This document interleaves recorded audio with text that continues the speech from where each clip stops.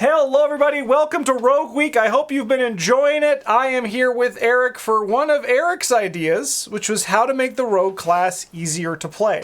I'm going to throw this to you in a few seconds because I have a question, but I have some intro slides we'll get through first. By the way, I hope you're all enjoying Rogue Week. I love these things, but do you know what Rogue Week is? No, yeah. Yeah, so we've done it now for Seeker and Guardian Week, where we have like a all around the class and like presentation. It's like, so we're celebrating the Rogue class this time. Rogues aren't as straightforward as Guardians and Seekers. Especially in the early releases, Rogues were a jack of all trades and a master of none. It was kind of like their thing. Because of this, the class can sometimes seem daunting at first glance. They are a combo class, and their payoffs aren't as obvious or as easy to achieve as other classes. Survivor is maybe the closest exception to this. Guardians, you play a weapon, you hit things. Seekers, you just investigate with your book. Mystics, yeah, you just hoover up the clues. Mystics, you usually build around your brain, so you can your bane. Oh, the fire rises, brother. But no, then you like just play your assets and you just do spell stuff. But rogues and survivors, you kind of don't really know what to do at first glance. This video is here to offer some suggestions on how to make the Rogue class easier to approach, deck build, and play. But before we get into all that, what is it that makes the Rogue class so tricky? So Eric, this is what I want to post to you now, posit to you. You have not played Rogue yet. Is that by design, or is it? It is by design. Yeah. It is 100% by design. So every time I've ever seen this game played, every time I've ever watched videos on this channel, Rogue is the to compare it to MTG, which everyone knows I love doing.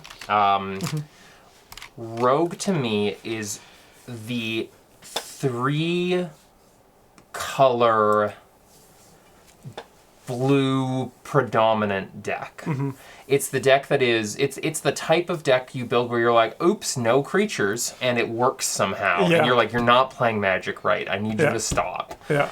And so for me, what makes Rogue so tricky is it's a combo deck, but it's this weird combo deck that seems to either 100% combo only in class, or build bizarre combos through dipping into other classes in a way that nobody else does. And I have yet to play a game with you where I've watched a Rogue where it wasn't you rapidly oscillating emotionally between I don't have the pieces, we're dead, to I've got all the pieces, we're going to win the game now. Yeah. And I'm like, how do you even start? Yes. And I think that's a very accurate statement of the Rogue class. The Rogue class is at its strongest when you are building around a combo, but when you are not able to achieve that combo, you're going to feel it a lot more than other classes because they don't really rely on combos, right? Like, it's something that Travis, his problem with Rogue is that he doesn't find it to be worth all the effort to go into it to make it all happen. And the opposite is true with Bryn. Rogue is Bryn's favorite class, and it's because you have to work a little bit harder to get stuff done.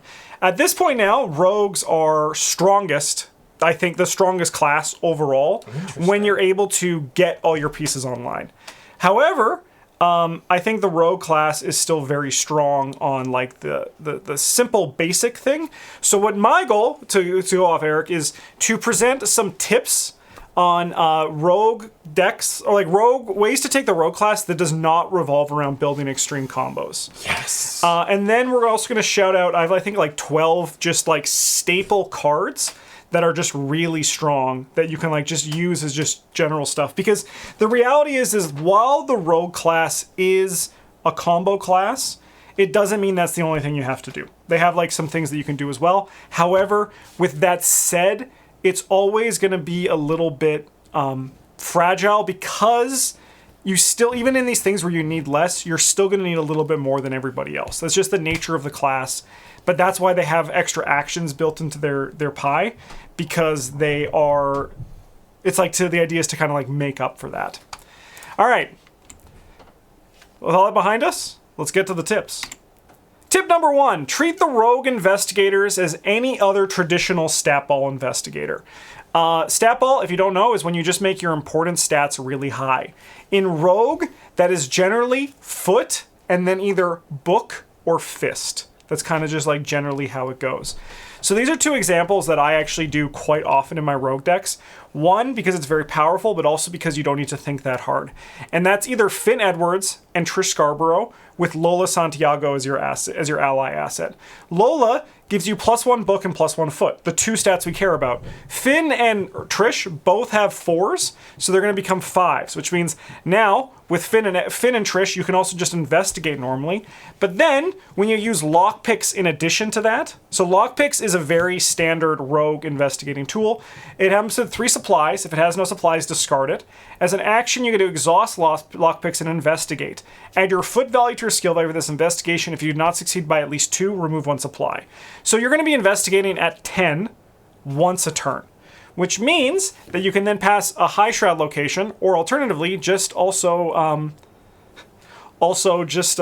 use your 5 book to grab clues from generic locations. Another example I have here is Geas, or as we like to call it, Goose. It just gives you +1 to all your stats, but you have to sign a pact to do it. So like you don't need to worry about the ins and outs of the pact. You can just like make your stats good and then just like don't worry about that pact thing. You didn't do it.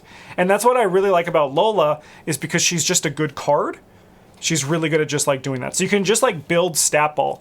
Trish and Finn also, this is actually kind of like a tip that we're gonna see the reverse of later, but you also should take advantage of your off class, right? Trish and Finn can both get to yellow cards, which means if you want to just build them as like a seeker, you can use like magnifying glasses and Lola Santiago. You could be very easily investigating at 7 and just like you would normally. So it's just like the idea is treat them. This is a lot easier with the clue side than the fighting side. Treat them like a seeker, but just take advantage of it. I see it. I also will say I do love that there are content creators out there on the internet, if you know, you know, who are famous for knowing bird facts. Not here at PBG. If they call it goose, that's sure. Yeah. No, I see 3 goose in the background there. You see 3 goose. Yeah.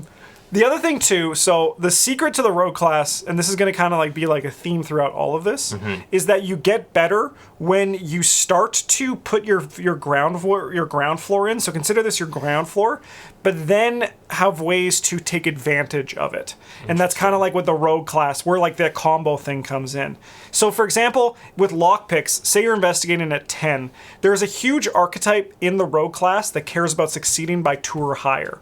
So that means now you could take advantage of all those things once per turn. So you can like get that incremental value by finding the simple cards that do that. Additionally, Lola Santiago's second ability is you can exhaust her and spend X resources, discover one clue at your location where X is the shroud value of her location. That works really well with the big money that Rogue has. You can just collect a lot of money. They're like the resource class. But additionally, rogues are very fond of cheating. They're like able to like turn things in their favor in a very interesting way. And like, for example, a neutral card Flash Picks reduces the shroud of a location by 2. You use that during a test, and then use Lola during that test to buy clues at a reduced rate. So it's like all these little things that make the rogue class really pop in a very cool way. Continuing on to our second tip, which is utilize rogue evade tools to keep the enemies handled and killed slowly. So, for a very long time, evading was like not worth the tempo. But they have soon, so like their approach for evading was that you evaded 2 enemies for 1 action. But anytime you were dealt with 2 or more enemies and you were evading, you were probably going to lose because you were just already so behind. That's why it was so much more efficient to kill the enemies as opposed to it. Now, you can see it in disguise there. It is one of those things where they're now freezing the enemies for a turn. So you have some time to like get away, play some other assets that you can take advantage of, and it's one of those things. At this point now, you could, as you find a rogue with 5 foot. Keimani Jones also has like removal built into them, which is really cool. But Winifred is another one that you could take advantage of. Find someone with 5 foot, and then just like find all the cards that evade or interact with exhausted enemies, and you can have a deck there. Like it's like literally just flipping through. This says evade, I'll try it. This says evade, I'll try it. I kind of want to build that deck. Yeah. And like, there's a lot of ways, again, that you can take advantage of it in a very rogue way. Delilah O'Rourke is the reverse of the Lola Santiago we just saw. She gives you +1 fist and +1 foot, and you can exhaust her to spend X resources to choose an enemy location, deal 1 damage to the chosen enemy, 2 if they're exhausted, and you just have to pay their evade value. Evade values are also generally lower than fight values, so the tests are just generically easier to pass. We have something called 25 automatic, which allows you to fight. If the enemy is exhausted, you get +2 fists and deal +1 damage. However, after you evade an enemy or location, you can do the fight action without spending an action. Oh, wow. So it's like one of those things that like you can find like these little small things that take advantage of the thing. I'm glad that's a 2 experience item, though, I do have to say. Yes, and it's a very well formulated 2 experience, like because there's a level 0 version that doesn't have that bottom thing, but still has the top thing. It's also fast, which is really nice. Again, rogues that care about they get actions out of places. There's also sneak attack, which is just deal 2 damage to an exhausted enemy or location. So you can see all the kind of cool things that come together to like make it work. This is also then capitalized. It's not in the slideshow, but there's a card called Hatchet Man, where it's a skill that gives you a foot. When you evade an enemy, the next time that enemy is dealt damage this turn, you deal an additional damage. Oh, that's fun. Like once again, this is showing like the kind of like. You can find things that just say evade or exhausted, and then you can like just like take advantage of those things in the rogue way.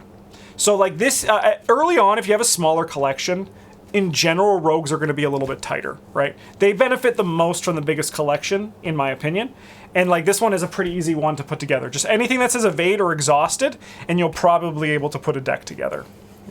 And then it's just like one of those things that, with Keimani, it's a very fun play pattern because you defeat all the small enemies with their ability and then save all your big stuff for the boss or elite enemies. Total sense. Yeah. All right, next tip. Try Rogue's strongest archetype, big money, hoard, and get big payoffs. I know back in the day, Preston Fairmont was on your most intimidating investigator list. Still is. And he is also, yes, very intimidating. However, most rogues can play big money because it's in the class. But Preston is still just like very good at just doing it because he gets 4 resources a turn, and then you could transfer those into your actual resource bank, which is really nice. When we say big money, it's literally that. You hoard money, and then you pass tests. The nice thing about Rogue would also, if you take the perspective of like Seekers and like Guardians and like Mystics, you are good at every test you want to take this turn. Survivors you are good at no test you take your turn. And rogues, their philosophy is kind of you're good at 1 test you take each turn. Okay. And that's like where Well Connected comes in. You can exhaust it to get +1 skill value for every 4 resources you have. So that means like if you have 12 resources, you have a repeatable +3 once each turn. This also then cascades with the things we saw earlier, which is if you succeed by certain amounts, this can help you get there. Money Talks is another example that just like turns your stats into your money. But then there's also like Intel Report, which allows you to spend your money to buy things. You can spend 4 money to get 2 clues. So like if like looking at the big money, another option is just Preston Fairmont, grab all the events that you like do big things that cost a lot of money, and you'll just be able to outvalue the game because those cards are designed to like play once every 4 turns, assuming you have nothing else. Preston gets it for free each turn because he gets 4 money a turn, right? That's wild. So like that is like a really good way that you could approach that. Big money is probably it's going to take a little bit to get the footing for it because you have to save. But again, like the idea of rogues are that you're giving up tempo now for more tempo later. And that's kind of like combo decks too, right? The idea is that you're slow, but then when you get your combo set up, you take advantage of everything that you lost. Excuse me, Russ, do you want to not attack that camera? So yeah, that's kind of like the thing here. So big, it's the strong. I'm dead. Russell, jeez. Jeez, buddy. Ow. Good boy. Like it's not like as straightforward as the other ones we saw, but like once you get like a scenario or two and you realize my first like few turns I'm just putting money, because like Preston you can transfer his money over, so you can spend like the first like 2 or 3 turns just transferring your money over, and then suddenly you're going to have 15 resources in your pool, which is a very comfortable number to work with, right? Yeah, that's wild. So it's like one of those things to just like, you could do that as well. And this one is also less combo-y because all you actually really need is well connected, and then like everything else like intel report or things that make you money are kind of just there to make your well connected better. It's more like a traditional deck where you're kind of doing one consistent thing and then the extra cards just add value. Exactly, yes, yeah. All right. Tip 4, start by exploring the rogue class and your investigator's off class. So you played Leo Anderson back in the day. I did. Rogues have a lot of good guns, right? So like an example of this is like Leo Anderson can play a very good 0 to 2 rogue because he can play 0 to 2 rogues. So you can use strong cards like the Mauser, which is just a good gun, Swift Reload to reload your gun, and then like cards like Quick Thinking or Black Market. So like the idea is don't build the combo. Grab grab strong pieces of the rogue class to familiarize yourself with them, right? Like, learn what these cards do, see where they may be applicable, and then try to then eventually transfer that into actually using the rogue as your main class. That could be a way you can go as well. Tip 5, go overboard on the Mythos phase protection. So this is something that a lot of people are rightly nervous about with the rogue class, and as you are learning with Joe Diamond right now, it can be scary to not have a good number in the Mythos phase. With Finn, as I went to earlier, he has 1 brain. 1 brain. He's not passing any Mythos test. But like, there's 2 things that you can learn from it. One is that Mythos protection, you'll find the right amount for it. And my recommendation is if you're first playing it and you're daunted, just go overboard, go over the top. My second thing is that having 1 in a stat may actually be a good thing because it means your other stats are just generically better because of that, right? Like we see Finn, he has a 1-4-3-4 stat line. That's a really good stat line, right? And it's because of that 1 brain. Yeah, he's weak in the Mythos phase, but he's like good in everything else that he does. Rogue actually now at this point does have a lot of good Mythos phase protection. They have You Handle This One where you give the card to someone else. They have Intel Report, which also works. It doesn't work as well in Preston because you don't get the 4 money until your turn starts, but you could still bank your money and protect yourself. It has Savant, which is like really good in Finn Edwards. You add the skill icons equal to the value of your lowest skill other than the skill being tested, which means it's 4 icons if your brain is being tested as Finn, which puts you up to 5. And then there's the cheaty cards, like I said, Sure Gamble. You can change the negative modifier of a token to a positive modifier. That's too good. Yeah. And that's kind of like the rogue thing too, is that they're like also just good at turning the game into their favor and also being selfish. And that's also something that I think you need to also get into your head as the rogue, is that you are kind of here to be selfish. That's what You Handle This One is. If you draw an encounter card, don't ask, give, right? Like you have to just be like, sorry, like this is your problem, Mystic, you have 5 brain, right? Yeah. That's Sure Gamble. I didn't realize that there were cards that manipulated the tokens. The tokens that way. Yeah. That's incredibly clever. Yes, yeah. And like also like it's not really here, but just also like I mean it is here, so I'll say all that. But it is, yeah, like you can do all these things to your advantage to like get ahead. Last one is just play Tony Morgan.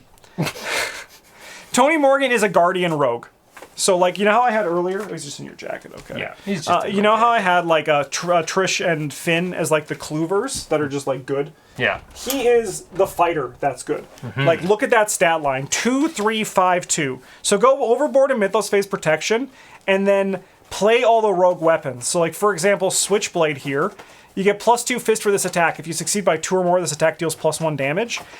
A little fun thing about rogue weapons is if you notice the first 3 rogues, we had Skids O'Toole, we had Jenny Barnes, and then we had, there's Safina, but she doesn't count, and then Finn Edwards. They all have 3 fist. Rogues are designed around 3 fist. Tony comes in with 5 fist, which means that all the weapons now work so much better for him. Which is like, they're just like all really good. So like Switchblade, with Skids, you're attacking at 3. With Tony, you're attacking at 7. That's And it's wild. 1 cost and fast, right? So it's like one of those things that you can like he's just like that much better because of it. Additionally, his ability is you can take an action during a turn which can only be used to fight or engage an enemy with one or more bounties on it. His signature puts, when an enemy spawns, you can move 1 to 3 bounties to it, which means that, again, you're just cascading actions, and when you defeat an enemy with a bounty, you gain it as a resource. So it's just like, he's just like very, very good. So you just take the traditional Guardian style fighting and just put it into Tony Morgan. You don't need to worry about the combos because you are kind of just like better than the combos exist. That's wild. Yeah, he's been S tier for a very long time. He's a very strong investigator. Yeah, he also just seems like fun too. He is very fun, yes. And his stat line is kind of interesting too. A 9/5 I don't see very often. Yeah. So he's that's why Lonnie Ritter's here, because she can heal horror from herself and like mend up a jacket, so he doesn't die that way. That makes sense.